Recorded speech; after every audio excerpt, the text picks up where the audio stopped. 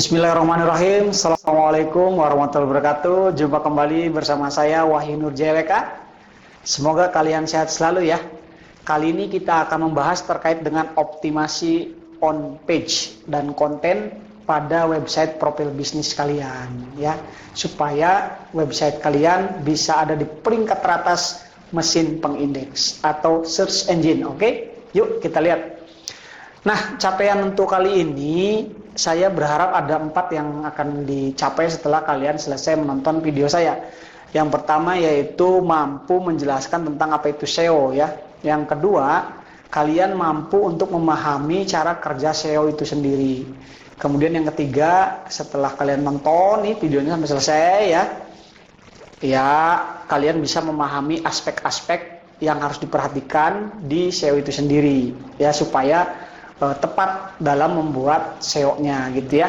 Dan yang terakhir tentunya kalian mampu menganalisis, nanti akan saya berikan 6 strategi di berbagai kepentingan industri ya terkait dengan SEO. Jadi ada 6 strategi tuh, ingat-ingat ya, bagus-bagus. Simak sampai selesai. Oke, yuk kita lihat yuk. Nah, di beberapa video yang lalu saya sudah singgung terkait dengan SEO begitu ya. Jadi SEO ini adalah singkatan dari Search Engine Optimization, yaitu proses optimasi website agar mendapat peringkat tinggi di search engine begitu, atau di mesin pencari seperti Google, Bing dan seterusnya ya, banyak ya. Nah, itu dengan menggunakan SEO maka website profil bisnis kita bisa ada di indeks tertinggi. Tentunya ada syarat-syaratnya, nanti kita lihat bagaimana sih supaya ada di peringkat paling atas begitu ya. Nah, sebelum ke lebih detail, kita lihat dulu ya, SEO itu dibagi menjadi ada 4 jenis begitu. Yang pertama itu ada namanya on page SEO. Nah, yang kedua itu ada namanya off-page SEO, dan yang ketiga ada namanya technical SEO, dan yang keempat itu ada namanya local SEO. Nah, untuk yang on-page SEO ini biasanya bertujuan untuk meningkatkan akses terhadap halaman-halaman web kita ya. Jadi di setiap halaman itu akan kita lakukan proses untuk manipulasi atau pembuatan SEO-nya di setiap halaman website kita gitu ya. Misalnya nanti berkaitan dengan konten, itu kita akan create kontennya sedemikian rupa ya begitu. Kemudian berkaitan dengan kata kunci, kemudian berkaitan dengan title ya, title atau tag begitu ya dalam halaman itu ya. Nah, biasanya itu tujuannya ya. Kemudian biasanya deskripsi halaman ini akan terindeks, itu ada cara-caranya begitu ya. Kemudian image juga menggunakan nama-nama yang dikenali oleh mesin pencari. Itu untuk yang on page SEO ya. Jadi setiap halaman akan diberikan SEO gitu. Kemudian yang kedua tadi ada off page SEO. Ini tujuannya adalah untuk di luar web kita. Misalnya web kita nanti bisa diakses, biasanya terkait dengan popularitas ya, gimana supaya web kita jadi populer. Nah, ini kaitannya dengan off page ya. Contohnya yaitu link building. Jadi kalian membuat link yang mengakses website kita di artikel-artikel yang kalian buat di web-web yang lain begitu ya. Kemudian media sosial, misalnya kalian mengupload link atau melakukan share terkait dengan website kita di media sosial begitu. Nah, ini juga akan mengakibatkan popularitas akan tinggi, sehingga nanti akan cepat terindeks oleh mesin pencari atau search gitu ya, search engine gitu ya. Nah, kemudian juga kalian bisa memanfaatkan influencer. Nah, influencer ini biasanya adalah mereka yang memiliki banyak follower gitu ya. Nah, ini sangat bermanfaat sekali untuk cepat meningkatkan kinerja dari SEO di profil bisnis web kalian gitu. Oke, itu ya. Kemudian yang lainnya misalnya di marketing, atau kita menggunakan promo-promo yang berbayar. Nah, ini juga bisa meningkatkan dengan cepat SEO kalian sehingga nanti akan cepat terindeks oleh mesin pencari di teratas gitu. Dan yang terakhir saya kasih contoh, misalnya ada forum-forum ya, kalian bikin forum-forum. Nah ini ketika kalian membuat forum-forum, jangan lupa kalian sebarkan juga terkait dengan halaman bisnis kalian begitu. Ini adalah salah satu contoh SEO yang ada di off-page SEO gitu ya.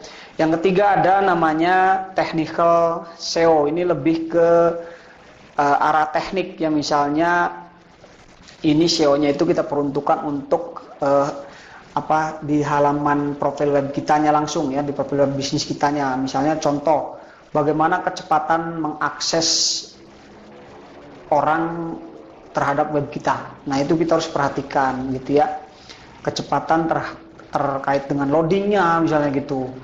Nah, kalau loadingnya makin cepat, orang makin senang untuk melakukan penjelajahan di web kita gitu ya, di web profil bisnis kita, sehingga itu akan tercatat lebih cepat ya. Kemudian misalnya website kita ini aman, secure ya, misalnya terdaftar sertifikat SSL gitu ya. Ini juga masuk di technical SEO. Jadi SEO itu tidak hanya di halaman tapi juga bisa di tekniknya gitu. Dari cara Anda mempersiapkan web profil bisnis yang aman, yang secure menggunakan SSL misalnya gitu ya. Kemudian ada misalnya dari skema markup ya, dan misalnya dari internal link. Jadi kalian perbanyak di webnya menggunakan internal link gitu ya. Jadi makin banyak internal link maka makin cepat halaman profil bisnis kita terindeks. Nah itu dari technical SEO ya. Kemudian yang keempat tadi ada namanya local SEO. Nah local SEO ini biasanya berkaitan dengan bagaimana misalnya web kita bisa terindeks secara lokal. Contoh misalnya melalui Google Map gitu ya, itu kita bisa terindeks lokasi perusahaannya dan seterusnya, itu menggunakan lokal SEO. Bagaimana caranya mendaftarkan bisnis Google ya, ada Google Bisnisku ya. Nah itu nanti akan saya sampaikan di bawah. Baik, itu kalau kita lihat, jadi SEO itu sekali lagi dibagi menjadi 4 jenis. Kalian harus perhatikan itu ya. Dari 4 jenis ini akan sangat berpengaruh terhadap website profil bisnis kita untuk terindeks di paling atas mesin pencari gitu ya. Baik, kita lihat satu hal yang lain yang penting juga di dalam pembahasan kali ini, yaitu cara kerja dari SEO itu sendiri. Nah, ini di sini Bapak punya bagan gitu ya, yang saya ambil ini, saya kutip. Jadi kurang lebih ada 3 tahap ya di sini. Ada 3 tahap. Nah, Anda perhatikan ini ya. Anda perhatikan di sini ada namanya mesin crawling namanya, mesin crawling. Nah, kemudian di situ ada web crawlingnya yang melakukan indexing yang dari Google gitu ya. Kemudian nanti Google akan melakukan rankingan dengan algoritma tertentu biasanya ya gitu. Nah, crawling ini atau web crawling ini biasanya tugasnya itu dia mengumpulkan informasi dari seluruh website yang ada. Jadi dia melakukan pengumpulan informasi terkait dengan website-website yang ada di internet begitu. Ini tugasnya dari web crawling ya di Google gitu ya. Kemudian nanti ada namanya tahap indexing. Nah, tahap indexing itu biasanya nanti si web crawling ini menyimpan informasi dari web-web yang ada di internet begitu, disimpan dalam satu database begitu ya, disimpan dalam satu database, kemudian dilakukan penilaian. Itu biasanya berdasarkan struktur dari website yang diindeks informasinya begitu ya. Kemudian kualitasnya juga dilihat, kemudian relevansinya terhadap si pengguna gitu ya, terkait dengan informasinya ada relevansi yang bagus atau tidak, itu dinilai di situ di proses indexing. Dan yang terakhir itu cara kerja saya itu adalah melakukan rankingan. Jadi nanti web crawling ini akan menampilkan website pada SERP itu mesin pencari begitu ya. Tadi udah Bapak sebutkan ada Bing, ada Google, ada banyak macam-macam gitu ya. Nah, sesuai dengan nilai yang tadi dihasilkan ketika tahap indexing gitu ya. Dan biasanya di sini nilai tertinggi nanti akan muncul di paling atas di mesin pencari. Nah, itu cara kerja dari SEO. Jadi kalian harus mengetahui cara kerja dari SEO itu sendiri, sehingga nanti ketika kalian melakukan setting di profile web bisnis kalian, kalian akan tahu arahnya kemana gitu ya, harus bagaimana, kira-kira begitu. Oke. Nah, ada beberapa yang harus kalian perhatikan terkait dengan SEO itu sendiri ya. Jadi ada aspek-aspek SEO yang perlu kita perhatikan sehingga betul-betul optimal gitu dalam penggunaannya gitu ya. Nah, yang pertama ini ada namanya riset keyword. Nah, sering kan kita mendengar tentang keyword ya dalam sebuah istilah website bisnis gitu. Nah, ini tidak serta-merta kita bikin keyword tuh semau kita, nggak bisa kayak gitu ya. Ada beberapa hal yang harus kita perhatikan dalam riset keyword. Yang pertama itu adalah kita lihat dari search volume ya. Kita bisa menggunakan beberapa aplikasi, misalnya contoh kayak Google Trend gitu ya. Kalian bisa mencari di sana kira-kira kalau Anda menulis satu kata atau dua kata atau satu kalimat, ini kira-kira jumlah volume orang nyari berapa, itu bisa cari di Google Trend. Ketika jumlah volumenya tinggi, maka ini bagus untuk dijadikan sebuah keyword gitu ya. Kemudian keyword itu harus menggambarkan suggestion ya, atau biasanya ada saran keyword lain lah gitu ya, berdasarkan sugesti-sugesti yang kadang-kadang pengguna ini kita bisa tahu gitu ya, apa sugesti-sugesti yang bisa kita tuangkan di keyword sehingga pengguna bisa melakukan pengetikan sesuai dengan sugesti yang kita tulis gitu di situ. Oke, yang kedua adalah on-page SEO. Seperti yang sebelumnya kita sudah bahas, on-page SEO ini kita akan menggunakan setting SEO di setiap halaman web yang kita miliki begitu ya. Nah, apa yang harus kita perhatikan? Yang pertama adalah permaling. Nah, ini sudah disampaikan di sesi sebelumnya ya terkait dengan permaling, bahkan sudah Bapak buatkan video untuk praktik membuat permaling gitu ya, sehingga permaling ini dapat diakses dengan mudah. Silakan ditonton lagi videonya ya. Kemudian yang kedua ini yang harus diperhatikan di on-page SEO itu adalah judul konten. Nah, judul kontennya yang mudah diindeks atau sesuai tadi tuh yang sugesti dari pengguna ya. Jadi judulnya itu yang kira-kira menarik gitu ya, yang sesuai dengan kebutuhan oleh pengguna. Kemudian struktur konten ini juga harus diatur ya. Jadi ada penggunaan heading, ini ada di sesi sebelumnya, di video yang sebelumnya Bapak buatkan bagaimana cara membuat heading menggunakan HTML, judul-judulnya menggunakan heading 1, heading 2, heading 3 dan seterusnya gitu ya, atau subheading gitu ya. Itu akan mempengaruhi kecepatan akses oleh SERP atau mesin pencari atau mesin search engine yang akan mengindeks heading-heading itu ya. Terus sebaran keyword pada konten. Jadi ketika kita membuat konten, usahakan di situ kalian punya keyword-keyword yang bisa terindeks gitu. Jadi bikin artikelnya itu betul-betul kalian sisipkan di situ keyword-keyword yang mudah terindeks oleh orang-orang sehingga bisa artikel itu bisa cepat ditemukan oleh orang gitu ya. Kemudian ada optimasi gambar. Ini juga sebelumnya sudah saya ajarkan. Jadi setiap gambar itu diberikan nama ya. Biasanya nanti kalau gambarnya nggak muncul, ada muncul nama gambarnya apa. Nah, setiap gambar usahakan kasih nama sehingga juga gambar-gambar ini bisa terindeks dengan cepat oleh mesin pengindeks gitu ya. Jangan pakai nomor-nomor, ini agak sulit terindeks nanti. Kalau orang nyari kan jarang itu yang pakai kode-kode nyarinya ya. Misalnya ditulis itu gambar pemandangan kayak gitu kan pencariannya ya. Tidak ada XX0011. Nah, susah itu. Buatlah yang mudah. Kemudian internal link juga kalian harus tambahkan di on page. Ya. Internal link boleh, internal link itu kalian membuat link ke halaman kalian sendiri kayak gitu boleh, kayak gitu. Itu juga mempercepat untuk indeks gitu ya. Kemudian ada elemen SEO ya yang lain bisa ditambahkan, misalnya ada deskripsi gitu ya. ada tag gitu, kalian bisa tambahkan di situ ya, sehingga nanti bisa langsung tersebar ke media sosial dan lain-lain. Nah itu di on page SEO ya, yang harus diperhatikan itu, jangan lupa. Nah yang ketiga yang harus kita lihat di off page SEO ya. Nah di off page SEO juga ada beberapa yang harus kita optimasi terkait dengan SEO-nya. Yang pertama itu terkait dengan link building tadi ya.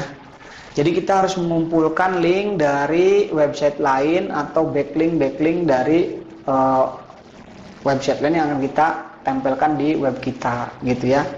Ini sangat penting, kita mencari web lainnya juga yang viral gitu ya, yang sudah dikenal orang banyak sehingga cepat terindeks kita oleh search engine gitu ya.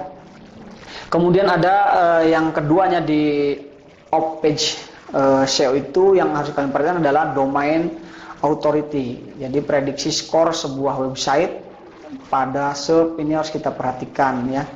Kemudian yang ketiga adalah page authority, ini terkait dengan skor halaman. Jadi kita kan suka ikut-ikutin ya apa Wibometric ya, gitu ya, peringkat-peringkat web gitu ya. Nah itu kita harus perhatikan ya. Kemudian brand ya, brand dari mention yang kita buat. Nah ini harus juga terkenal kalau bisa ya gitu. Jadi gampang orang keingetan gitu ya, misalnya sambal seblak gitu ya. Nanti ada ya apa ya, misalnya rujak apalah gitu ya, kayak gitu. Jadi brandnya coba dibuatkan yang bagus ya, nama tokonya kayak gitu ya. Promosi di media sosial juga kalian bisa gencarkan itu. Itu harus diperhatikan. Kalau di off page itu kadang-kadang kita juga promosinya misalnya harus melalui media-media sosial sehingga orang tahu oh ada toko ini ya gitu. Kemudian ada guest blogging misalnya gitu ya, misalnya ada tamu yang nanti mengirimkan testimoni gitu ya, ada pelanggannya misalnya memberikan saran-saran, kritik dan seterusnya gitu ya. Atau dia itu menulis konten misalnya di web lain gitu ya, kemudian sambil menaruh backlink ke web sendiri gitu ya, misalnya kita nulis di blog-blog gitu, nanti kita bikin backlinknya ke web profil kita gitu ya. Jadi kita membuat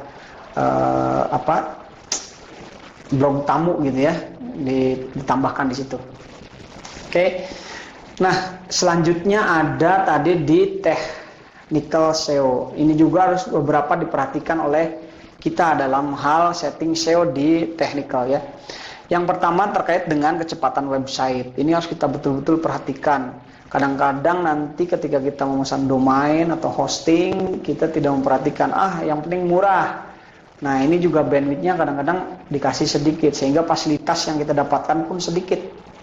Sehingga ketika pelanggan mengakses lemot. Nah, ini juga berbahaya. Bukan berbahaya ya, tapi jadi orang malas gitu ya ketika mengakses webnya lemot begitu. Jadi tolong diperhatikan itu. Kemudian tadi kita berbicara struktur websitenya ya, struktur websitenya yang mudah lah gitu ya, mudah diakses gitu ya. Struktur websitenya juga gampang dipahami gitu ya. Terus dari keamanan websitenya juga dia tidak menyebarkan virus misalnya kayak gitu dan seterusnya ya. Tadi menggunakan SSL salah satunya ya. Kemudian dari XML sitemapnya, jadi orang tahu kalau ngeklik ini nanti kemana linknya gitu ya. Kalau klik ini kemana ada sitemapnya, ada peta mapnya gitu ya. Itu akan mempercepat akselerasi untuk diakses oleh SERP atau mesin pencari gitu ya. Kemudian layout dan navigasi website juga jelas. Biasanya ini juga sangat menarik perhatian dari pengunjung ya, ketika melihat sebuah website itu bagus gitu ya, bagus ya layoutnya, enak dilihat begitu.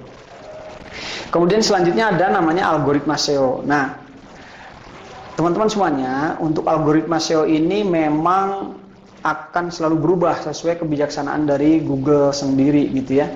Karena ini biasanya per tahun akan berubah. Maka dari itu website proses bisnis kita ini, website perusahaan bisnis kita ini harus selalu up to date terkait dengan SEO-nya begitu ya. Karena untuk algoritmanya ini kebijakannya dari Google-nya langsung gitu ya, untuk meningkatkan untuk menentukan peringkat website itu berdasarkan SERP-nya, itu algoritmanya selalu berubah-ubah.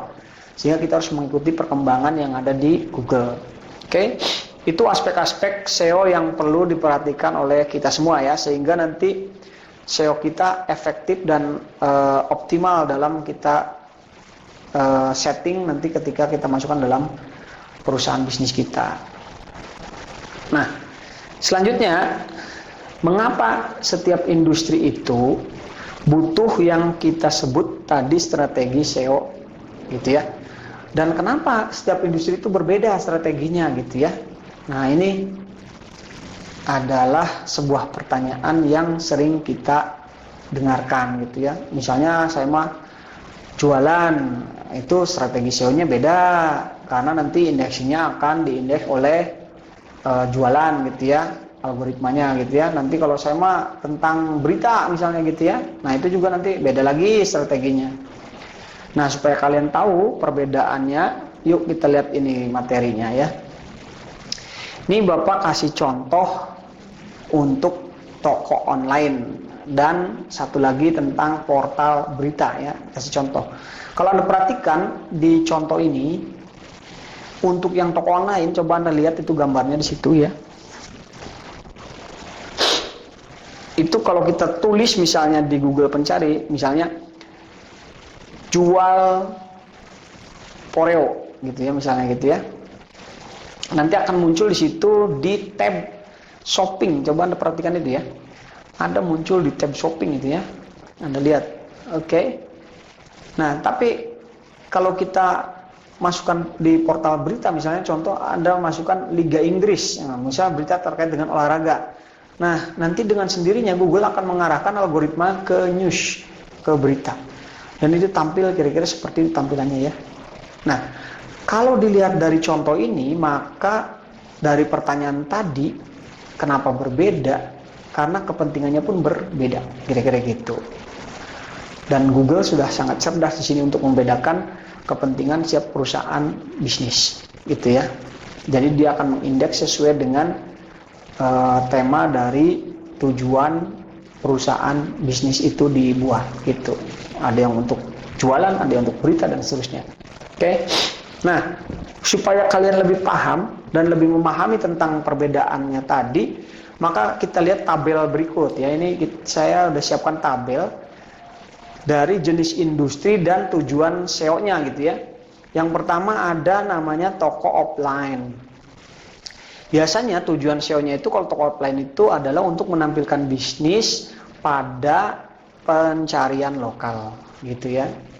Nah, tadi udah disampaikan di atas misalnya menggunakan Google gitu ya dan seterusnya. Kemudian ada toko online nih. Kalau kalian membuat bisnis toko online, kira-kira nanti SEO-nya itu bertujuan untuk traffic ya. Traffic dari calon pelanggan. Nah, semakin tinggi diakses, pelanggan akan mudah menemukan dengan cepat gitu ya. Nah, kemudian yang ketiga ada namanya jenis industri yang B2B, business to business. Ini biasanya dia juga tujuan dari SEO-nya itu untuk meningkatkan traffic dan target audience. Jadi semakin tinggi trafficnya, maka target audiensnya semakin banyak gitu ya, kayak gitu. Kemudian jenis industri yang lain yaitu adalah website multi-site atau multibahasa. Nah, ini tujuannya ini SEO-nya adalah untuk menampilkan website pada pencarian global. Jadi umum gitu ya, umum mendunia lah gitu ya, global ya. Kemudian ada media massa. Media massa ini jenis industri media massa atau portal berita gitu ya. Ini biasanya dia akan punya tujuan SEO-nya untuk konten berita atau Google News. Jadi dia ada berita-berita yang viral gitu ya, cepet gitu ya. Nah, itu kayak gitu di carousel yang bergerak gitu ya, ada ya carousel. Kemudian portal pencarian kerja. Ini tujuannya kalau industrinya tentang pencarian kerja, biasanya tujuan dari SEO-nya yaitu untuk lowongan, misalnya kita menampilkan lowongan di Google Scholar ya, teratas gitu ya. Lowongan sebagai manajer. Nah, itu nanti muncul pertama kalau orang ngetik misalnya mencari kerja sebagai manajer. Nah, nanti web kalian yang muncul duluan gitu. Itu adalah tabel spesifikasi untuk tujuan dari industri terkait dengan penerapan SEO. Tolong nanti kalian pahami dulu ini. Jangan sampai nanti ada yang pesan perusahaan, terus kalian tidak tahu bagaimana arah untuk setting SEO-nya gitu ya. Ini tabel ini sederhana tapi penting nih, kayak gitu. Oke? Baik. Nah, setelah kalian memahami tentang tujuan dari penerapan SEO di setiap perusahaan yang berbeda tadi, maka baru kita berbicara strategi SEO itu di berbagai industri. Gimana sih strateginya gitu ya? Tadi kan ada SEO untuk toko offline, ada strategi SEO untuk toko online, ada juga untuk bisnis to bisnis, ada juga tadi multi site dan multi bahasa, kemudian tadi untuk media sosial. Ini bagaimana sih strategi SEO-nya gitu ya? Yuk kita lihat yuk. SEO untuk toko online atau yang kita kenal tadi lokal SEO, ini adalah strategi SEO untuk menampilkan bisnis pada pencarian lokal gitu ya. Biasanya tujuan dari lokal SEO itu agar memudahkan calon pembeli terdekat untuk menemukan bisnis kita begitu. Nah, mengapa ini penting gitu ya? Kok ini penting gitu ya? Nah, berdasarkan riset itu ada 72% pengguna yang melakukan pencarian lokal memutuskan untuk mengunjungi toko offline. Jadi kalau di Google itu kita menuliskan nama toko terdekat gitu. Nah, kadang-kadang ini pengunjung itu lebih mau datang langsung aja gitu ya. Nah, karena deket gitu. Mungkin hemat biayanya, gratis ongkirnya dan seterusnya gitu ya. Dan bahkan 28%-nya itu berujung pada transaksi pembelian. Tuh bayangkan.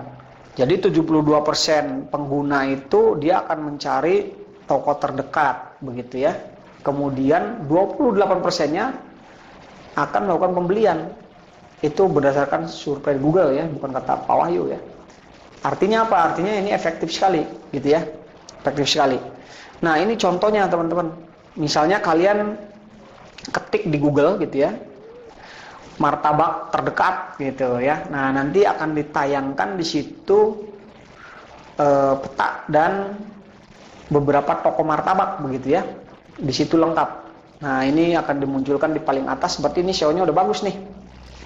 Nah, ini SEO-nya udah bagus ya. Seperti itu gambarnya. Perhatikan ya, ini gambarnya. Nah, ini ada petanya martabak restoran gitu ya. Kemudian di sini ada martabak telur dan terang bulan rahayu. Tuh ya, jalan mana nih? Dr. Wahidin. Nah, ini yang terdekat nih biasanya akan lebih cenderung untuk didatangin gitu ya. Nah, ini contoh lah kayak gini ya. Ini 1, 2, 3 teratas. Ya, ini bisa kita lihat. Nah, bagaimana strateginya nih kalau kalian punya yang seperti ini atau toko offline ya atau offline page tadi ya. Yang pertama, buat profil di Google Business gitu. Kira-kira kayak gini tuh. Bikin profil di Google Business ya. Jadi kalian nanti buka aja di Google tuh. Profil Google Bisnisku. Nah, nanti kalian daftar di situ ya. Nah, jangan lupa ketika kalian daftar ini harus betul-betul kalian kelola dengan baik ya profil bisnisnya gitu ya.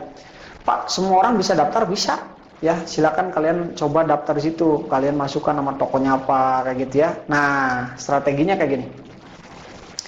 Setelah kalian menambahkan ke Google Bisnisku tadi, nanti kalian lengkapi itu nama bisnisnya apa, kategori bisnisnya, lokasinya di mana, nomor telepon di mana, dan semuanya harus diisi yang benar ya, harus sesuai dengan tempat toko Anda. Sehingga nanti Google akan mencatat toko Anda dengan benar gitu ya. Orang yang mencari juga akan ketemu toko Anda. Masukkan atributnya juga di situ. Kemudian jam operasionalnya kalian harus masukkan. Buka dari jam berapa sampai jam berapa itu ya kayak gitu. Karena kadang-kadang orang akan melihat toko Anda buka sampai jam berapa gitu ya, sehingga dia bisa datang sesuai dengan jam operasional toko kalian. Kemudian tambahkan foto-foto ya. Dan usahakan foto-fotonya yang bagus nih, yang sesuai dengan standar yang sudah saya ajarkan di modul-modul sebelumnya ya, bagaimana membuat foto yang bagus gitu ya. Nah, biasanya strategi ini Google akan melakukan verifikasi dengan mengirimkan surat ke alamat email kita. Nah, nanti bahwa Anda sudah terdaftar gitu ya. Kalau sudah terdaftar, baru kalian lengkapi biodata yang lain. Misalnya kalian melengkapi dengan deskripsi bisnis, tambahin video, kemudian tambahkan fasilitas bisnis kalian, bahkan mungkin ada testimoni-testimoni yang bagus ditayangkan di situ ya. Nah, kemudian strategi lainnya setelah kalian sudah terdaftar misalnya di situ ini yang misalnya kalian bisa menambahkan marketplace misalnya, ditambahkan di marketplace gitu ya, atau di Tokopedia atau di Shopee begitu ya, kalian tambahkan linknya ke sana gitu ya. Dilengkapi biodata bisnis kalian atau NAP station ya, misalnya nama, alamat, nomor telepon gitu ya. Nah, kalian lengkapi gitu ya. Kemudian misalnya di website listing gitu ya, NAP-nya juga kalian di listing bisnis seperti misalnya Foursquare gitu ya, kemudian Brown Book, Yellow Page. Nah, itu kalian tambahkan, itu akan cepat sekali. Nah, terus jangan lupa strategi lainnya yaitu di off-page ini kalian harus perhatikan ulasan dari konsumen. Nah, gitu ya. Ulasan dari satu konsumen bisa menjadi satu pertimbangan untuk konsumen yang lain. Jadi komentar-komentar dari konsumen ini penting dalam sebuah bisnis off-page tadi ya, kayak gitu. Nah, jadi kalian harus perhatikan itu betul ulasannya ya, masukan dan seterusnya. Baik, yang kedua adalah untuk toko online atau SEO e-commerce. Nah, strategi untuk SEO e-commerce ini berguna untuk meningkatkan ranking toko online di mesin pencari atau shop gitu ya. Nah, dengan begitu, dengan meningkatnya ranking toko online kita, maka peluang untuk mendapatkan traffic, leads, hingga keuntungan itu semakin besar gitu ya. Jadi di sini itu tujuannya ya. Nah, kita lihat strateginya. Ini saya punya contoh di sini ya, Anda perhatikan gambarnya ini. Nah, ini adalah konten-konten dari e-commerce ya. Kita harus punya strategi SEO-nya. Ini yang paling atas ini bagus sekali nih. Dia sudah yang di checklist itu ya, sudah ada pembayaran, sudah garansi, sudah ada gratis ongkir, berdasarkan kategori-kategorinya sudah ada ya. Nah, yuk kita lihat bagaimana sih langkah-langkah strategi SEO di e-commerce tadi ya, atau di toko online tadi. Yang pertama, kita coba perbaiki dari struktur website ya. Nah, struktur website ini kalau rapi ini biasanya mudah diindeks oleh Google. Ya, ini kayak gini tadi nih, strukturnya rapi nih ya, tuh yang dikasih warna merah ya ini. Nah, ini rapi kan. Misalnya pertama, bagaimana supaya rapi struktur websitenya? Bagi kategori secara umum ya. Jadi ada kategori-kategori lah gitu ya. Misalnya ada smartphone gitu ya, ada laptop ya. Itu misalnya nanti masuk ke elektronik gitu ya, dikategorikannya kan gitu ya. Kemudian bikin subkategorinya misalnya gitu ya. Subkategori ini biasanya dari kategori umum, misalnya tadi kategorinya smartphone, misalnya nanti berdasarkan merek, misalnya ada apa nih, ada Xiaomi, ada Samsung, ada Oppo dan lain-lain gitu ya. Kemudian juga kalian harus batasi tingkatan kategori, jangan terlalu banyak subkategori juga kayak gitu ya, harus dibatasi ya. Misalnya maksimal 3 lah gitu ya, sehingga nanti optimalisasi halamannya itu bagus gitu ya. Jadi 3 subkategori lah gitu. Nah, di sini halaman kategori ini juga kita harus optimasi. Nah, misalnya kan di setiap kategori itu nanti ada judul produk ya.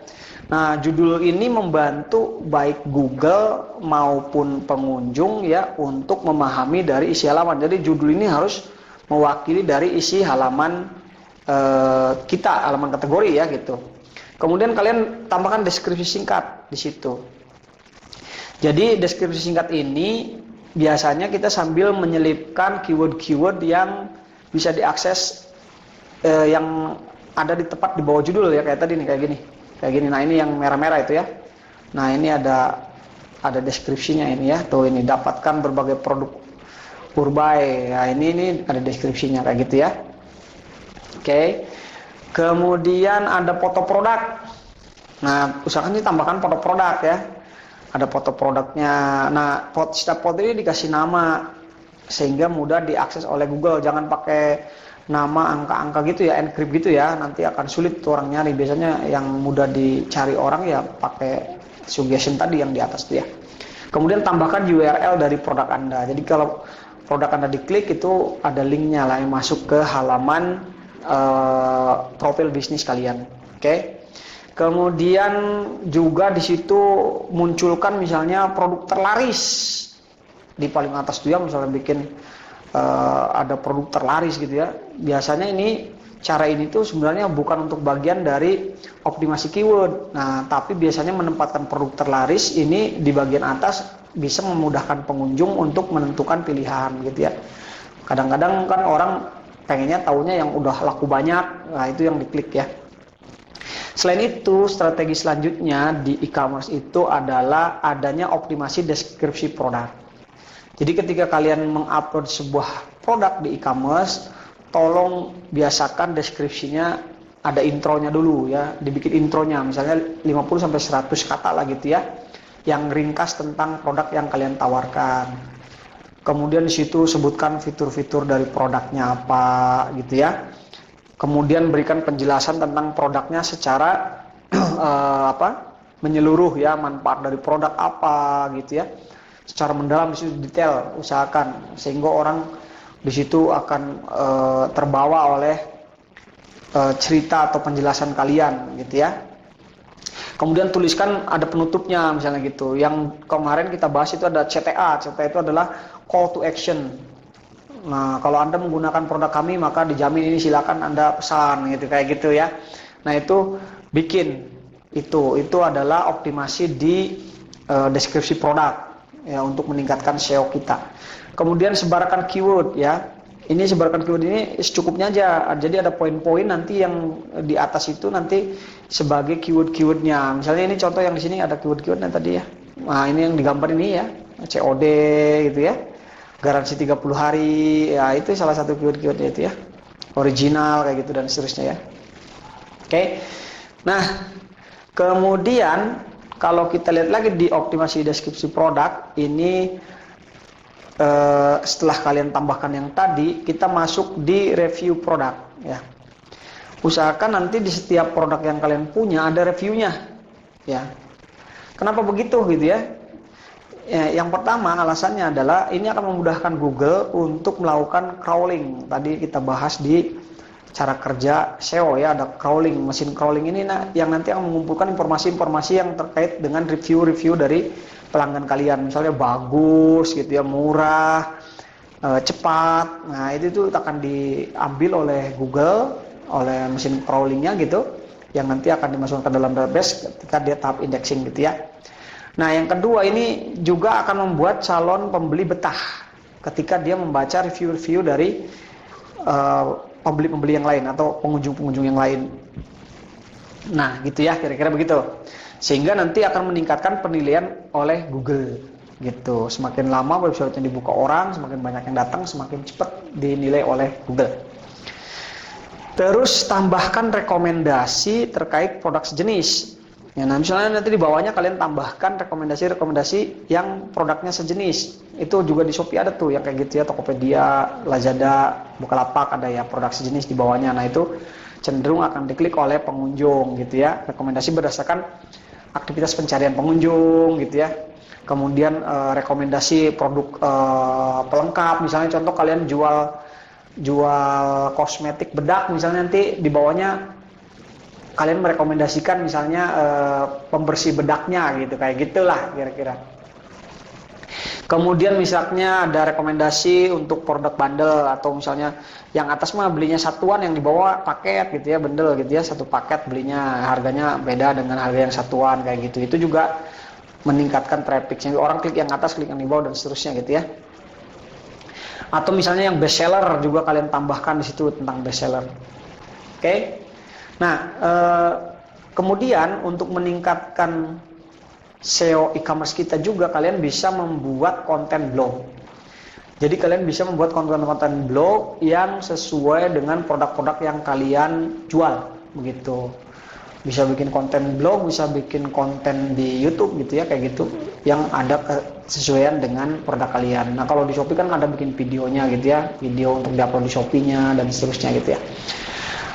Tapi sebelumnya strateginya kalian harus cari tahu dulu tentang kebutuhan calon pelanggannya apa gitu, baru dibikin create kontennya, kira-kira begitu.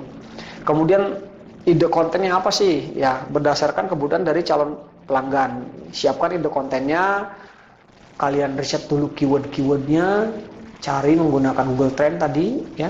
Kemudian baru kalian buat konten yang sesuai dengan produk yang akan kalian jual. Usahakan sih nanti di situ hindari hard selling. Jadi jangan seolah-olah kalian memaksa gitu, kamu harus beli ya, itu ya. Jangan lah ya. Kalau bisa mah itu disembunyikan ya gitu, sehingga orang tidak secara langsung diminta untuk membeli gitu ya. Jadi kayak dirayu lah, nanti akhirnya dia beli dengan sendirinya. Kemudian konten-kontennya ini strateginya, Anda bikin konten-konten yang tadi itu jangan ini, harus ada frekuensi upload ya. Jadi penerbitan kontennya harus tertib. Ya misalnya seminggu 2 kali kayak gitu ya, di jadwal gitu ya, sehingga orang tahu jam-jamnya, oh kalau jam sekian nanti akan muncul konten dari ini gitu, kayak gitulah. Kemudian kita punya konten-konten yang lama itu juga kita manfaatkan. Anda lakukan repost. Nah, sehingga nanti dari konten-konten lama ini orang akan coba membaca lagi yang belum pernah mendatangi dari web kita gitu ya. Baik, itu yang untuk SEO e-commerce atau toko online ya. Nah, sekarang kita akan berbicara kebutuhan SEO untuk business to business atau B2B. Ini untuk yang B2B hampir mirip ya dengan toko online atau yang e-commerce tadi ya. Strategi SEO-nya pada bisnis B2B ini juga bertujuan untuk meningkatkan ranking ya, pencarian gitu. Ya, bedanya target audiens ya pada bisnis B2B itu lebih spesifik. Jadi bisnis to bisnis berarti kan perusahaan nanti targetnya ya. Kalau tadi kan e-commerce kan pelanggan-pelanggan gitu ya targetnya. Nah, oleh karena itu strategi ini untuk menyebarkan keyword dengan search volume yang besar belum tentu tepat kalau di sini ya. Kalau tadi kan di e-commerce kan kita harus mencari keyword-keyword yang punya volumenya banyak gitu ya. Nah, kalau di sini mungkin tidak tepat karena ini kan sasarannya kan bisnis to bisnis nih. Ya, sebagai gantinya ini bisa mengincar keyword dengan search volume yang lebih sedikit biasanya gitu ya, sambil melengkapi konten-konten sesuai dengan topik dari industri gitu ya. Kayak gitu. Dengan begitu dapat meningkatkan kualitas lead dan brand awareness ya, sambil memahami target audiens yang sebenarnya gitu ya. Kayak gitu. Jadi kebalikannya. Nah, ini contoh-contoh lah ya, contoh. Ini misalnya kita ketikkan hosting murah. Nah, ini ada lihat gambarnya ya. Ini akan muncul di sini perusahaan yang menawarkan hosting murah begitu ya. Nah, bagaimana strateginya ketika kalian punya bisnis to bisnis? Berikut beberapa strategi SEO untuk bisnis to bisnis ya. Yang pertama itu ciptakan buyer personal. Nah, buyer personal adalah gambaran mengenai target pengguna yang diperoleh dari data hasil wawancara misalnya begitu ya, atau riset yang mendalam gitu. Nah, pada bisnis B2B itu target pengguna ini berupa pelaku bisnis biasanya. Jadi nanti yang akan memanfaatkannya adalah pelaku bisnis. Nah, untuk membuat buyer personal ini berikut yang harus kalian lakukan. Yang pertama adalah kumpulkan informasi terkait dengan data pribadi. Jadi misalnya kalian mengumpulkan informasi dasar mengenai pelaku bisnis dari umur misalnya gitu ya, posisi pekerjaannya, kemudian deskripsi pekerjaannya apa, itu dikumpulin. Kemudian yang kedua prioritas. Nah, cari tahu apa yang menjadi prioritas mereka gitu ya dalam memilih sebuah produk. Misalnya mereka memprioritaskan dari kualitas produk misalnya gitu ya, harga misalnya, atau dari customer service atau pelayanannya gitu ya. Kemudian tujuan. Nah, ini tujuan juga, pelajari juga apa tujuan bisnis dari mereka gitu ya. Tujuan bisnis atau pekerjaan yang ingin mereka capai gitu ya. Itu juga harus kita coba cari tahu gitu ya. Kemudian kebutuhan. Nah, kita harus mengetahui apa yang menjadi kebutuhan dari mereka gitu ya. Itu kita cari tahu juga ya. Kemudian permasalahan, cari tahu apa saja nih hambatan yang mereka alami untuk mewujudkan tujuan bisnis gitu ya. Nah, itu kita harus cari tahu juga. Kemudian produk-produk lain ya, ketahui juga apakah mereka menggunakan produk dari brand lain gitu. Nah, itu kita tanya-tanya juga ya. Kemudian kita juga harus kumpulkan informasi terkait dengan metode komunikasinya. Nah, pelajari metode komunikasi yang menjadi preferensi mereka, misalnya via email gitu ya, atau komunikasi langsung, atau by WA dan seterusnya. Nah, ini sangat penting di strategi untuk yang B2B ya. Di samping itu, bisnis B2B ini kita juga harus memahami dari sales funnel ya. Sales funnel ini tahapan yang dilalui oleh calon pelanggan sampai akhir dia memutuskan jadi membeli produk atau tidak, itu ya. Nah, coba kalian perhatikan tabel sales funnel beserta cara untuk optimasinya. Ya, kita lihat sini. Tahapan dari funnelnya ya. Tahapan dari funnelnya yang pertama adalah awareness atau kesadaran. Nah, deskripsinya ini di sini dijelaskan di tabel. Calon pelanggan mengetahui dulu bisnis untuk pertama kali, gitu ya. Nah, cara optimasinya, misalnya buat tampilan website yang user friendly, yang mudah dipahami, yang mudah ikuti ya oleh pelanggan, gitu ya. Kemudian perbanyak konten blog. Nah, ini cara optimasinya ya. Kemudian lakukan promosi di media sosial, kemudian manfaatkan promosi dan iklan berbayar ini untuk meningkatkan awareness atau kesadaran pelanggan terhadap produk kita gitu ya. Kemudian yang keduanya kita coba interest ya. Tahap yang keduanya interest. Interest itu setelah dia sadar dengan produk kita, maka dia tertarik gitu ya. Jadi calon pelanggan akan tertarik dengan produk yang kita tawarkan gitu ya. Nah, bagaimana sih cara optimalisasinya? Misalnya buat landing page. Nah, minggu kemarin ya Bapak upload tuh cara membuat landing page. Ini yang menarik begitu sehingga orang tertarik begitu ya. Sajikan konten-konten edukatif. Misalnya ada e-booknya, ada online course-nya dan lain-lain. Nah, ini lebih menarik lagi. Kemudian buat halaman produk yang informatif. Jadi halaman produknya yang cukup informatif. Nah, tambahkan fitur perbandingan produk. Nah, kita bisa juga membuat fitur perbandingan produk dengan produk yang lain gitu ya. Yang tadi original, asli 100% dan seterusnya. Kemudian setelah itu tahapan ketiga itu decision. Di sini nih keputusan. Jadi setelah tertarik maka pelanggan ini akan memutuskan. Jadi calon pelanggan akan mengambil keputusan untuk membeli produk. Apa yang harus kita siapkan optimasinya? Yang pertama adalah buat tombol call to action. Ya, itu sudah saya sampaikan ketika kita membuat landing page. Ya, silakan dibuka lagi. Ya, di situ bagaimana cara membuat tombol call to action. Kemudian beri promosi atau diskon. Ya, ada diskon-diskon yang kita tawarkan gitu ya. Terus permudah alur dari pembelian. Jangan dipersulit. Ya, sehingga orang kalau sulit dia jadi malas beli gitu ya. Permudah gitu ya. Tahapan selanjutnya adalah pembelian atau purchase ya. Jadi calon pelanggan benar-benar nanti akan membeli produk yang ditawarkan oleh perusahaan kita gitu ya. Apa sih optimasinya gitu yang harus kita siapkan? Biasanya kalau untuk langsung pembelian ya Anda harus buat form registrasi sederhana. Jangan yang susah-susah registrasinya. Kalau bisa misalnya nomor telepon aja misalnya gitu ya. Sama nama sama alamat gitu ya. Sediakan berbagai opsi pembayaran, misalnya bisa dari bank, bisa dari OPPO, bisa dari macam-macam ya gitu. Pembayarannya bisa COD. Nah, itu usahakan seperti itu sehingga nanti orang cenderung untuk mudah membeli produk yang kita tawarkan. Kemudian beri loyalty ya, dikasih loyalty program gitu ya, kayak gitu. Oke.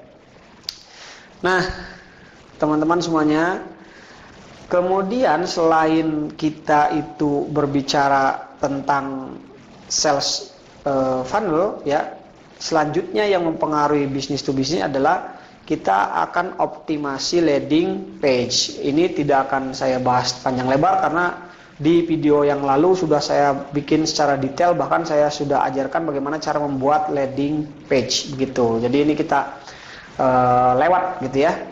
Bukan kita lewat, kalian buka video saya, silakan lihat di akhir video ini untuk membuat landing page, nanti ada linknya ya gitu.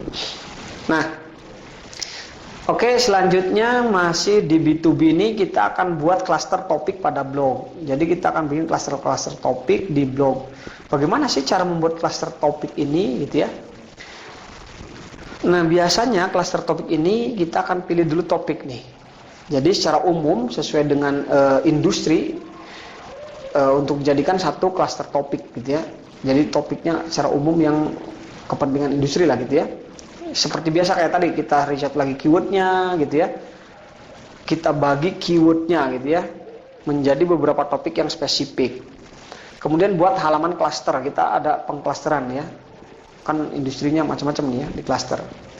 Terus bikin halaman pilar. Halaman pilar itu mencakup topik yang lebih umum ya, biasanya kita buat topik yang lebih umum. Baru hubungkan halaman. Jadi pastikan semua halaman telah terhubung satu dengan yang lain menggunakan misalnya internal link gitu. Nah, ini yang terkait dengan klaster topik pada blog. Jadi kita bikin klaster-klaster di blog ya kayak gitu. Oke.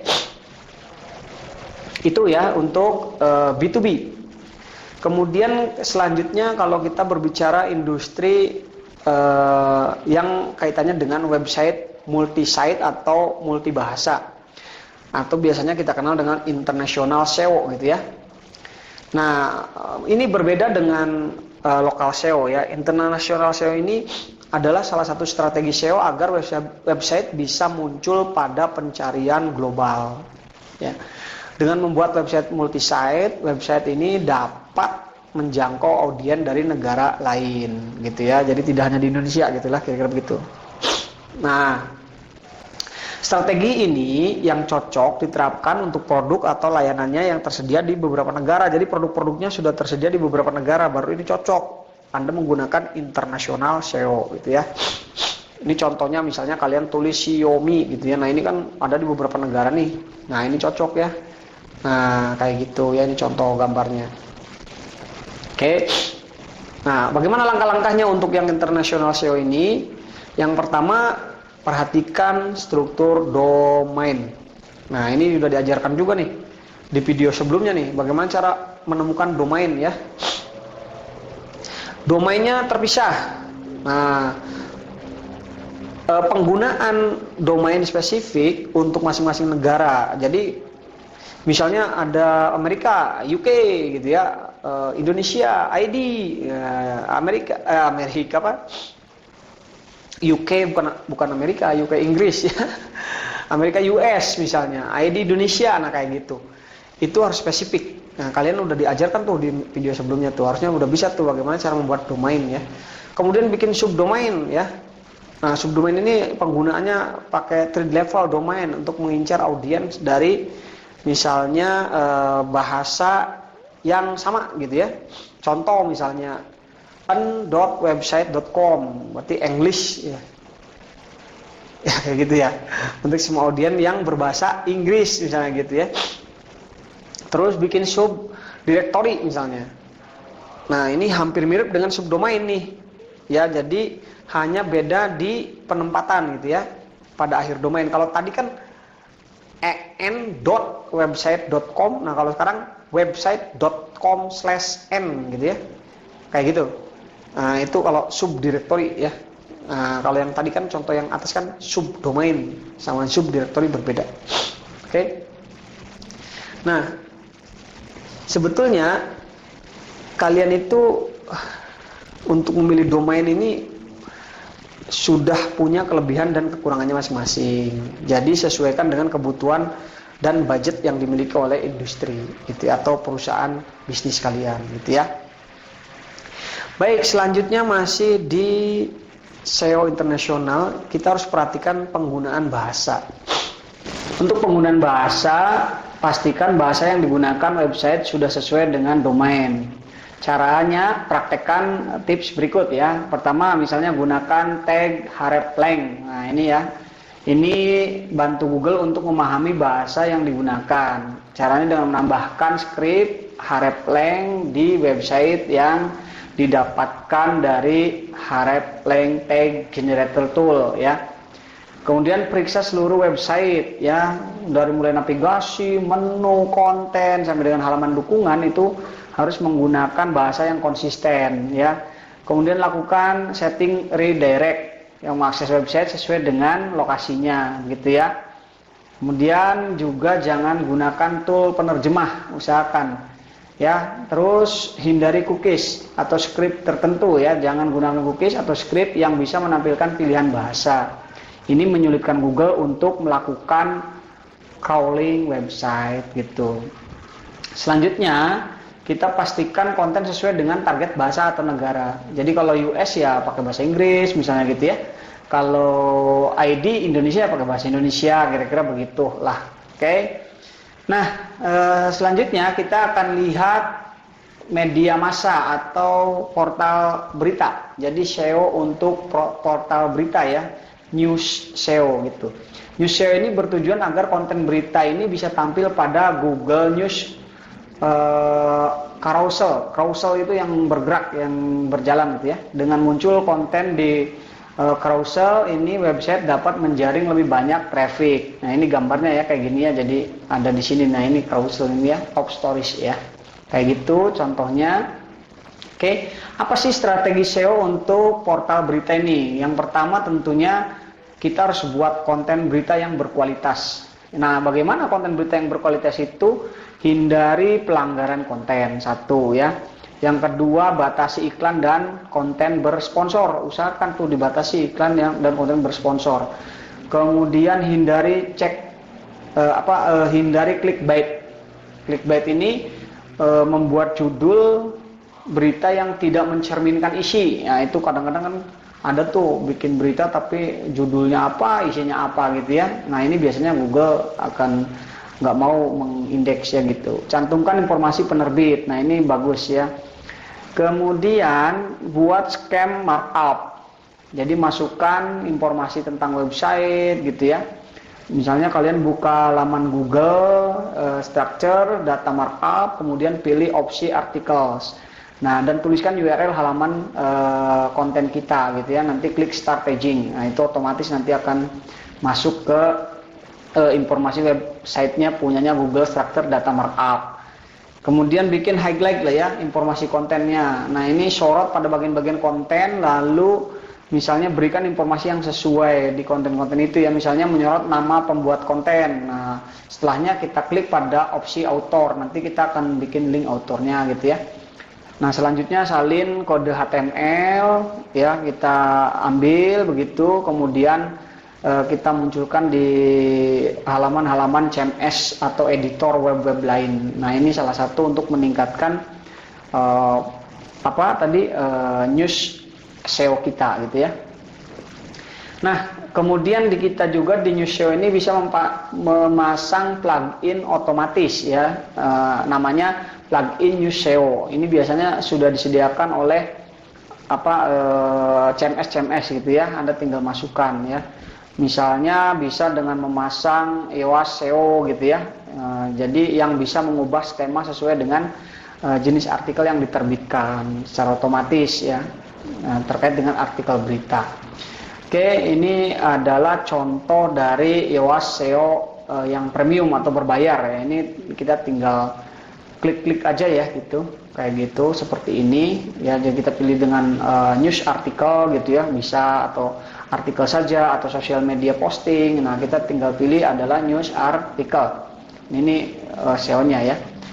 Terus kita harus memahami pedoman teknis. Jadi Google itu punya algoritma tersendiri dalam menentukan konten berita yang muncul di news carousel ya. Jadi gitu. Jadi misalnya dari struktur websitenya, dari bahasa yang digunakan, dari URL dan halaman artikelnya, itu Google punya algoritmanya sendiri. Dia otomatis memilih. Kita harus memperhatikan itu ya. Kemudian dia juga tidak memblokir file robot.txt yang miliknya Google. Jadi usahakan halaman kita tidak memblokir robot.txt punyanya Google gitu ya. Kemudian terbitkan berita terkini. Nah, buatlah berita-berita yang up to date. Nah, sehingga Google ini menganggap konten beritanya itu bagus gitu ya, atau original. Juga ini penting ya, supaya langsung bisa dinaikkan ke traffic yang tinggi gitu ya. Kayak gitu. Nah, oke, yang terakhir adalah portal pencarian tenaga kerja atau portal pencarian kerja. Nah, bagaimana ini strategi SEO-nya? Biasanya ini bertujuan strategi SEO-nya untuk pencarian kerja, di mana ini akan menampilkan lowongan kerja di Google for Job gitu ya. Dengan begitu lowongan bisa ditemukan para pencari kerja dengan lebih mudah gitu. Misalnya contoh kalau kita tulis lowongan programmer, nanti akan muncul job di sini otomatis ya, ini urutan jobnya ya. Nah, ini strategi SEO ini bagaimana? Yang pertama kita harus melengkapi tentunya info di halaman pekerjaan kita ya. Misalnya lokasi perusahaan, informasi gaji, detail pekerjaan, itu kalian harus lengkapi di sana. Nah, selain itu juga ada perlu optimasi dari kategori pekerjaan. Misalnya dari kategori lokasi, dari kategori posisi atau jabatan, dari level jabatan, dari jenis pekerjaan, jenjang pendidikan, dan rentang gaji. Nah, ini ada kategorinya sehingga memudahkan Google untuk memilah-milahnya ya. Terus tambahkan skema markup sama seperti yang tadi saya jelaskan di atas ya. Bisa dengan skema markup generator untuk khusus job posting ya. Jadi pilih opsinya job posting gitu ya. Nah, isi informasi lowongannya di situ kayak gitu ya. Kemudian kita salin script scan-nya untuk disebarkan di website-website yang lain gitu ya. Oke, kita simpulkan ya. Berarti kesimpulannya melakukan optimalisasi SEO itu cukup sangat berguna agar website bisnis meraih posisi teratas di SERP ya. Tapi perlu diingat juga nih bahwa setiap industri itu punya target audiens dan tujuan yang berbeda-beda. Sehingga kebutuhan akan SEO pun akan berbeda-beda sesuai dengan tujuan dari perusahaan, begitu ya. Nah, kebetulan tadi yang kita sampaikan itu sudah menjelaskan juga strategi SEO untuk diterapkan pada toko offline, toko online, bisnis B2B, website multi-site atau multibahasa, kemudian media massa dan atau portal, kemudian portal pencarian kerja ya, di mana itu semuanya sudah berdasarkan kebutuhan yang berbeda-beda gitu ya. Mudah-mudahan artikel ini bermanfaat buat teman-teman semuanya, dan sampai ketemu lagi di materi selanjutnya. Dan jangan lupa jaga kesehatan, aktif terus, berinovasi, punya kreasi, dan buat bisnismu semakin berkembang dengan menerapkan SEO. Terima kasih. Billahi taufiq wal hidayah. Assalamualaikum warahmatullahi wabarakatuh. Mantap.